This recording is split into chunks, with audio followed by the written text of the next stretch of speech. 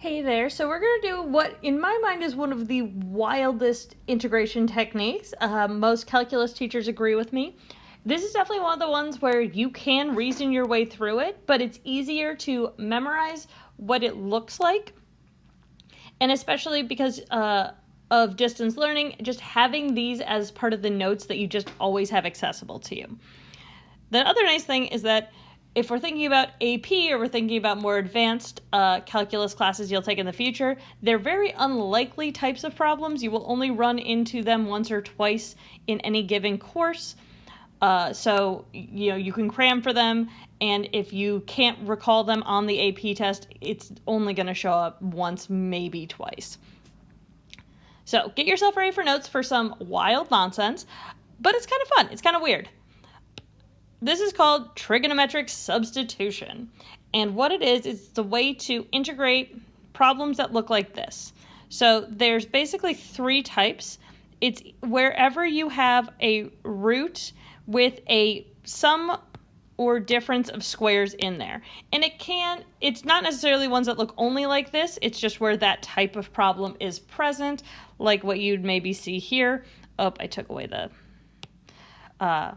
the bounds on this one for the notes, so let me just erase that for you all right now.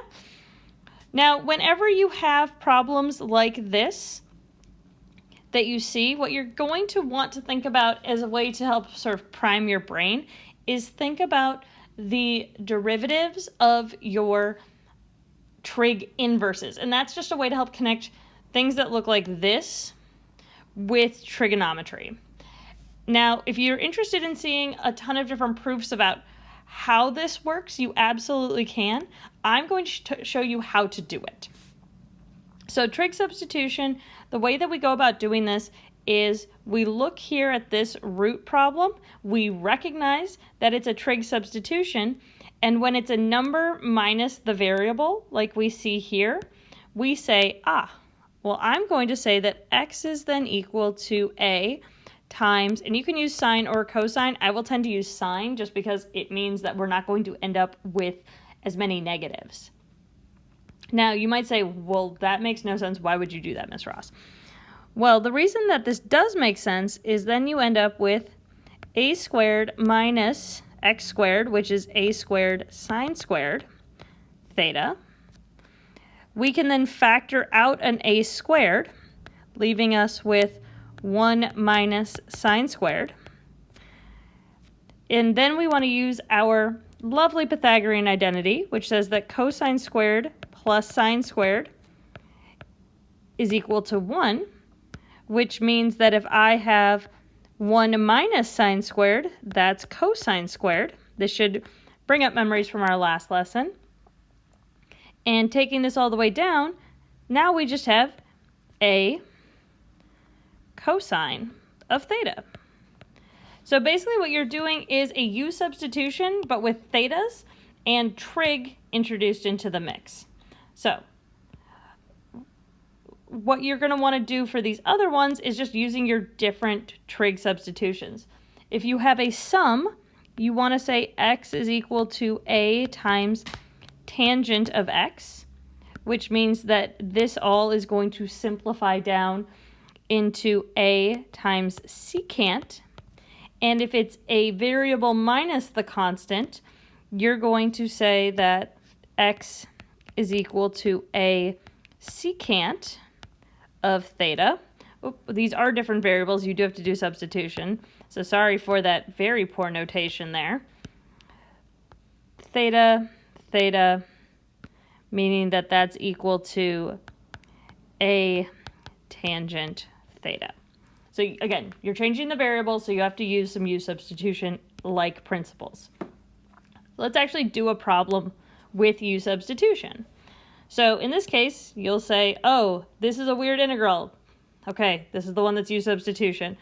Hopefully, again, like I mentioned, maybe have your notes out there.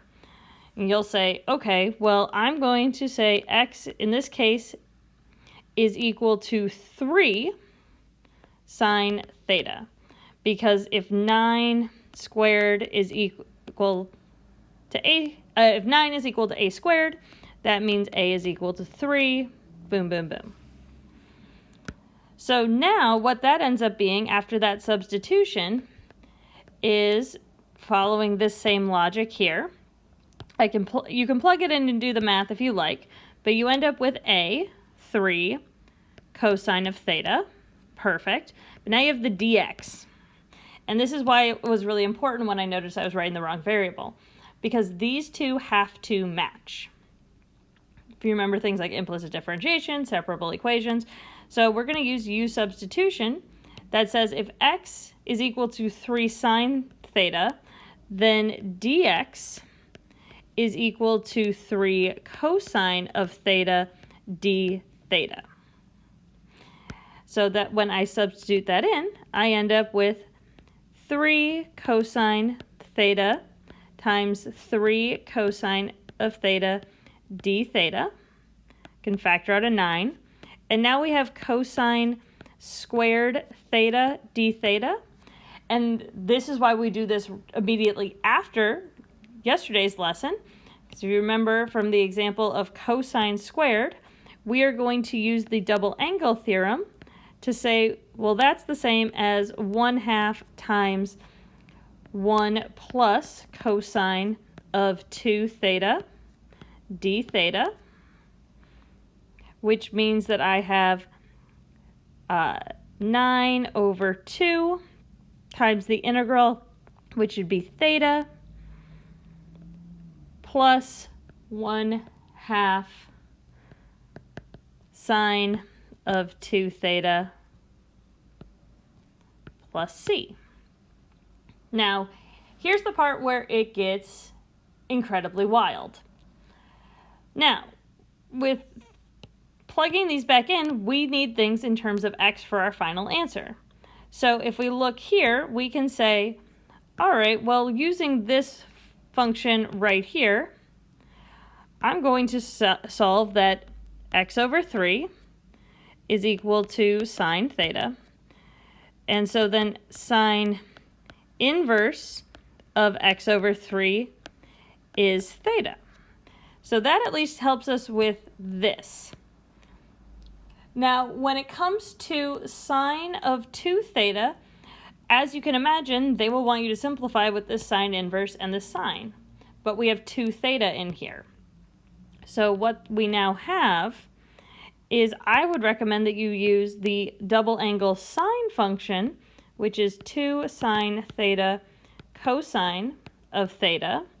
So when you plug back in, you end up with 9 over 2 theta, which is sine inverse of x over 3, plus 9/4 times 2 sine theta, and then the inverse, which is sine inverse of x over 3, cosine sine inverse,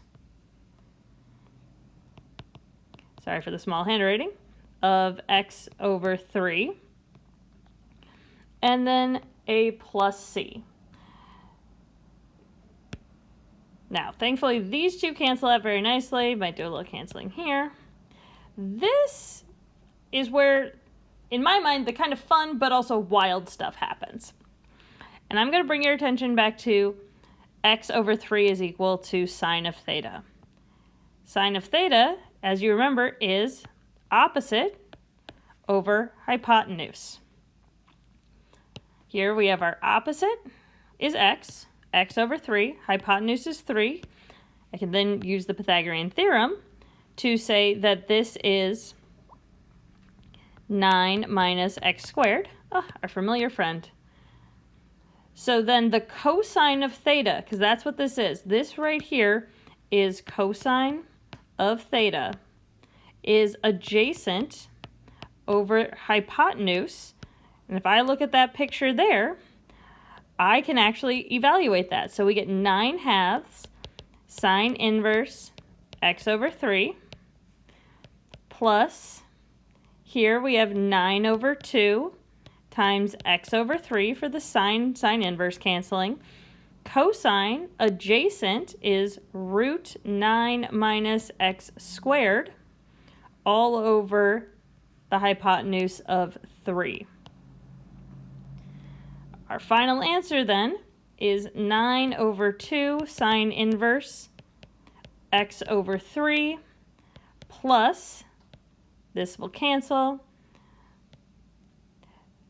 x root 9 minus x squared over 2 plus c.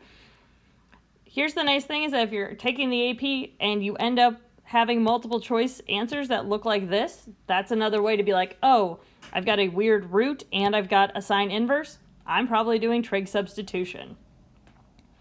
If you're interested in seeing another one of these, there is one in the PDF. I'd rather have you not have a 13-minute long video. If you have questions, which I expect you will, please nominate questions on the homework form that is attached in Google Classroom. Set up a Zoom call, send me something in emails or comments. This is definitely one of the weirder things that we do this year, and I'd love to give you time to practice it. I'll talk to you later.